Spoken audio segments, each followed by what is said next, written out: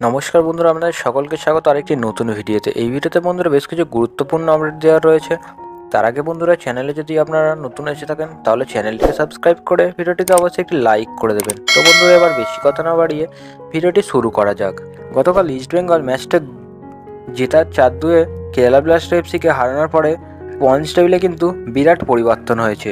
তো সেই মতো ইন্ডিয়ান সুপার লিগে প্রথম লেগে নিজেদের ঘরের মাঠে কেরালা ব্লাস্টারকে পরাজিত হয়েছিল ইস্ট বেঙ্গল। সেই পরাজয় কিছুতেই মেনে নেওয়া সম্ভব হচ্ছিল না ইস্টবেঙ্গল সমর্থকদের পক্ষ থেকে। তবে বন্ধুরা, এখন থেকে দ্বিতীয় লেগে বদলা নেওয়ার ভাবনা উঠে আসতে থাকে সকলের। তো সেটাই হলো এবার। গতকাল অর্থাৎ বুধবার কেরালা ব্লাস্টারে ঘরে মাঠে বিরাট বড় ব্যবধানে জয় এসেছে লাল হলুদের। একটা সময় কেরালার এই শক্তিশালী ফুটবল ক্লাবের কাছে পিছিয়ে থাকলেও সময় যত এগিয়েছে ততই আক্রমণ বাড়িয়েছে কিন্তু ইস্টবেঙ্গল ক্লাব। সাউল ক্রেসপোর করা গোলে সমতায় ফেরে কিন্তু কলকাতার ময়দানে এই প্রধান ক্লাব। পরিবর্তনে অর্থাৎ ম্যাচের দ্বিতীয়ার্ধেও তার পা থেকে এসেছে গোল। শেষ দিকে ভারতীয় উইঙ্গার নরেম মহেশ সিংয়ের জোড়া গোলে জয় নিশ্চিত করেছে কিন্তু এই মশাল ব্রিগেড। তাই এই জয়ের দরুন 10 নম্বর থেকে আইএসএলের পয়েন্টস টেবিলে 7 নম্বরে উঠে এসেছে ইস্টবেঙ্গল। তাদের থেকে কিছুটা উপরেই রয়েছে সুনীল ছেত্রীর বেঙ্গালুরু এফসি। তাদের পয়েন্ট রয়েছে 20 ম্যাচ খেলে 22 পয়েন্ট, আর অন্যদিকে 20 ম্যাচ খেলে 21 পয়েন্টে রয়েছে কিন্তু ইস্টবেঙ্গল। তাই আগামী ম্যাচের উপর এবার নির্ভর করে থাকছে সমস্ত কিছুই। আগামী 7ই এপ্রিল সল্টলেক যুবভারতী ক্রীড়াঙ্গনে বেঙ্গালুরু এফসির বিপক্ষে খেলতে হবে ক্লেটনদের। এই ম্যাচটা কিন্তু তাদের কাছে বেশ গুরুত্বপূর্ণ। তবে বন্ধুরা, চেন্নাইন এফসি তারা ইস্টবেঙ্গলের থেকে নিচে থাকলেও তাদের কিন্তু 19 ম্যাচ খেলে অলরেডি 20 পয়েন্ট হয়েছে। তো সেই মতো তারা যদি এই ম্যাচটা জেতে, আজকের ম্যাচটা জামশেদপুরের বিপক্ষে, তাহলে কিন্তু তারা টপ 6-এ পৌঁছে যাবে। তো সেই মতো এখনও কিন্তু লড়াই বাকি রয়েছে। তাই আগামী ম্যাচগুলো যে উভয় পক্ষের কাছেই ডু অর ডাই ম্যাচ হতে চলেছে তা বলাই চলে। তো বন্ধুরা, এইসবের মাঝেই একটি খুশির খবর উঠে আসলো ইস্টবেঙ্গল সমর্থকদের জন্য। 2 বঙ্গ তরুণকে সই করিয়েছে কিন্তু ইস্টবেঙ্গল দল।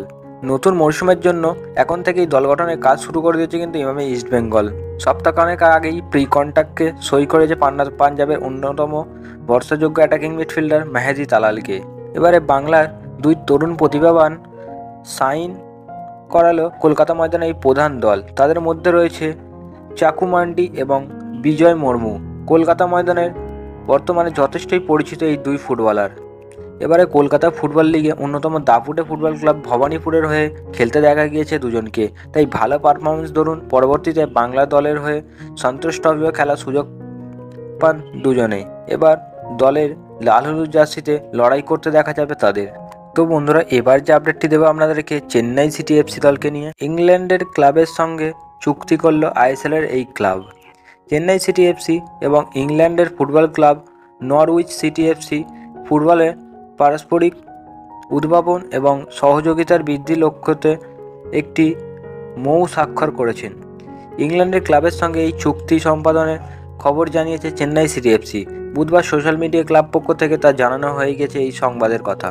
চেন্নাই সিটি এফসির ভাইস প্রেসিডেন্টের একাংশ গুপ্তা এবং নরউইচ সিটি এফসির কমার্শিয়াল ডিরেক্টর স্যাম জেফরি উপস্থিত ছিলেন। তাই 2 ক্লাবের মধ্যে বৈঠকের খবর আগে জানানো গিয়েছে। তাই নরউইচ সিটির সাথে পথ চলা শুরু করতে পেরে আমরা আনন্দিত। এটা স্পষ্ট করা দরকার যে এর উদ্যোগ শুধুমাত্র আমাদের ক্লাবের উন্নতি ও কাজগুলি আরও এগিয়ে নিয়ে যেতে চাই। আমরা নরউইচ সিটিকে ভারতীয় স্পোর্টস সিস্টেমের সঙ্গে মানিয়ে নিয়ে যেতে সাহায্য করতে পারবো বলে আশা করছি বলে চেন্নাই এফসি ভাইস প্রেসিডেন্ট একাংশ গুপ্তা জানিয়েছে। তো বন্ধুরা, ভিডিওটা এতটুকুই। আশা করছি বন্ধুরা ভিডিওটা আপনাদের ভালো লেগেছে। দেখা হচ্ছে বন্ধুরা পরবর্তী ভিডিওতে।